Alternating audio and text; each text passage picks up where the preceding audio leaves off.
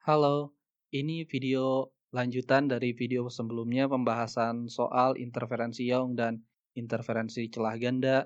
Dan ini soal untuk difraksi celah tunggal, soal nomor 2 untuk pada kasus difraksi celah tunggal. Soalnya, cahaya monokromatis dengan panjang gelombang 633 nanometer disinarkan pada celah yang lebarnya 0,750 mm. Pola gelap terang diamati pada layar yang berjarak 3,50 meter dari celah. Berapakah jarak antara dua pita gelap yang terbentuk di atas dan di bawah terang pusat? Nah, ini saya tampilkan pola difraksi ceritanya untuk mengingatkan. Jadi, yang ditanya di sini adalah jarak antara dua pita gelap di atas dan di bawah terang pusat. Kalau ini terang pusat, berarti yang di atas terang pusat itu yang ini. Satu, dua, yang ini. Pita gelap di atas terang pusat. Dan di bawah terang pusat yang ini. Satu, dua, yang ini.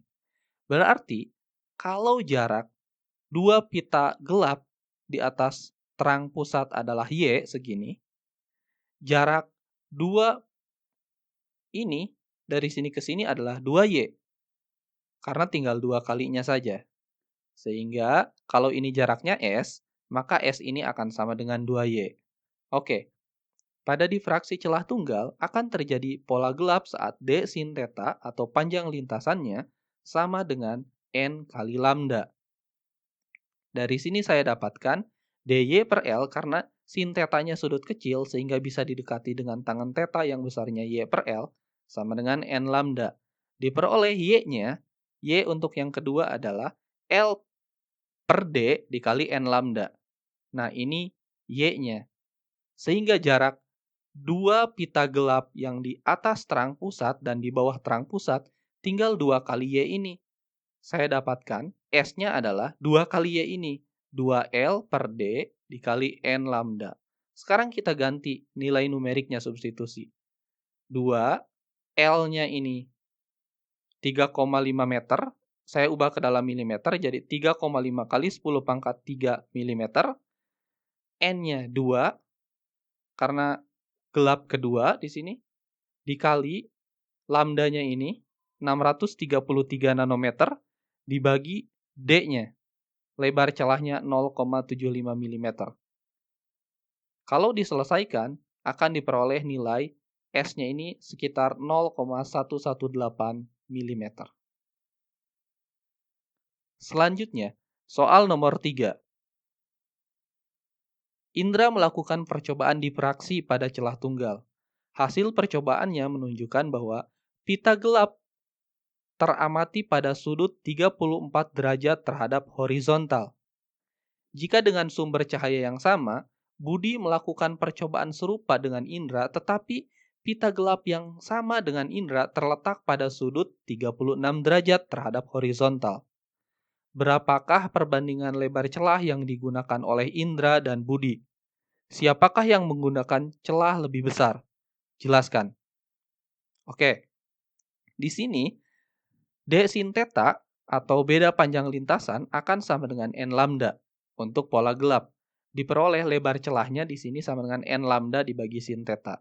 Sehingga perbandingan lebar celah yang digunakan oleh Indra dan Budi, kalau lebar celah yang Indra saya kasih indeks DI, lebar celah yang digunakan Budi adalah DB, ini akan sama dengan DI per DB sama dengan N lambda per sinus theta I yang ini, dan DB adalah N lambda per sinus theta B yang ini.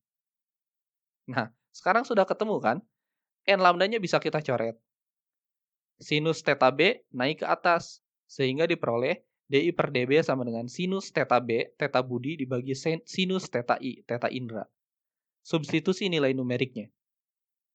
DI per DB sama dengan sinus 36 derajat dibagi sinus 34 derajat. Jika diselesaikan akan diperoleh perbandingannya DI per DB sama dengan 1,05. Artinya, DI sama dengan 1,05 kali DB. Maka, lebar celah yang digunakan oleh Indra lebih besar daripada lebar celah yang digunakan oleh Budi karena lebar celah yang digunakan oleh Indra 1,05 kali daripada lebar celah yang digunakan oleh Budi. Begitu. Selanjutnya, soal nomor 4. Pada tanggal 26 Desember 2004, sebuah gempa besar dengan magnitudo 9,1 skala Richter terjadi di Aceh. Gempa besar ini menyebabkan gelombang tsunami yang sangat besar sehingga menimbulkan lebih dari 150.000 korban jiwa. Sampai sana, tidak akan ada data yang kita gunakan untuk menjawab soal. Itu hanya narasi saja ya. Selanjutnya, para ilmuwan mencatat bahwa waktu tempuh antara dua puncak gelombang tsunami adalah 1 jam. Nah, ini periode gelombang berarti ya. Waktu antara dua puncak gelombang itu periode gelombang adalah 1 jam. Dan cepat rambat gelombang tsunami sebesar 800 km per jam. Hasil simulasi gelombang tsunami menggunakan superkomputer ditemukan bahwa ketika gelombang tsunami melewati celah antar benua atau setidaknya antar pulau, gelombang tsunami ini akan terdifraksi melewati celah antar benua tersebut. Berdasarkan informasi tersebut, tentukanlah A. Berapakah panjang gelombang tsunami ini? Yang B. Jarak antar ujung selatan benua Afrika dan ujung utara benua Antartika adalah 4.500 km. Sementara jarak antara ujung selatan Australia dan Antartika adalah 3.700 km. Sebagai aproksimasi, kita dapat memodelkan peristiwa ini sebagai difraksi Fraunhofer atau difraksi celah tunggal. Tentukanlah sudut terkecil di mana gelombang tsunami saling berinterferensi destruktif, diukur dari pusat. Selanjutnya, menurutmu apa yang kurang atau kelemahan dari pendekatan pada model difraksi celah tunggal yang digunakan pada bagian B di atas? Oke, yang A ditanyakan panjang gelombang tsunami ya. Panjang gelombang tsunami dapat kita peroleh dari data cepat rambat gelombang. V-nya kan sama dengan lambda dibagi T, dibagi periode. Sehingga panjang gelombangnya tinggal V dikali T. Masukkan nilai numeriknya, V-nya 800 meter per sekon dan T-nya periodenya 1 jam. Diperoleh lambdanya 800 km. Ini panjang gelombang tsunami-nya, 800 km. Selanjutnya yang B, sudut terkecil interferensi destruktif atau ya interferensi difraksi destruktif ya terjadi pada orde pertama atau N-nya sama dengan 1. Nah, pada ujung selatan Afrika dan ujung utara Australia yang jarak antar pulaunya 4.500 km, bisa kita gunakan D sin theta sama dengan N lambda, terjadi pola gelap atau interferensi destruktif. Karena N-nya sama dengan 1, maka sinus tetanya sama dengan lambda per D. Nah, kita dapatkan bahwa tetanya arcsinus dari lambda per D. Substitusi nilai numeriknya, akan kita dapatkan tetanya sekitar 10,2 derajat. Dan yang kedua, antara ujung selatan Australia dan ujung Antartika, kita dengan cara yang sama ini, dapatkan nilai tetanya sama dengan arcsinus lambda per D, substitusi nilai numeriknya.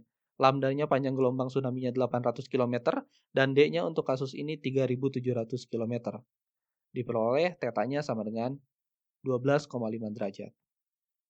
Pertanyaan yang C, pertanyaan konseptual. Apa kekurangan model yang B ini? Oke, kekurangannya adalah konsep di sini yang kita gunakan adalah konsep difraksi.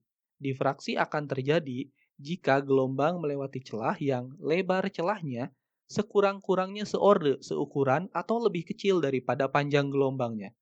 Lihat di sini. Panjang gelombangnya 800 km, sementara ukuran celahnya 3.700 dan 4.500. Ukuran celahnya jauh lebih besar daripada ukuran panjang gelombangnya. Sehingga di sini tidak cocok pakai model difraksi. Jadi model ini kurang akurat memodelkan tsunami tersebut. Itulah kelemahannya karena lebar celahnya lebih lebar atau jauh lebih besar daripada ukuran panjang gelombangnya.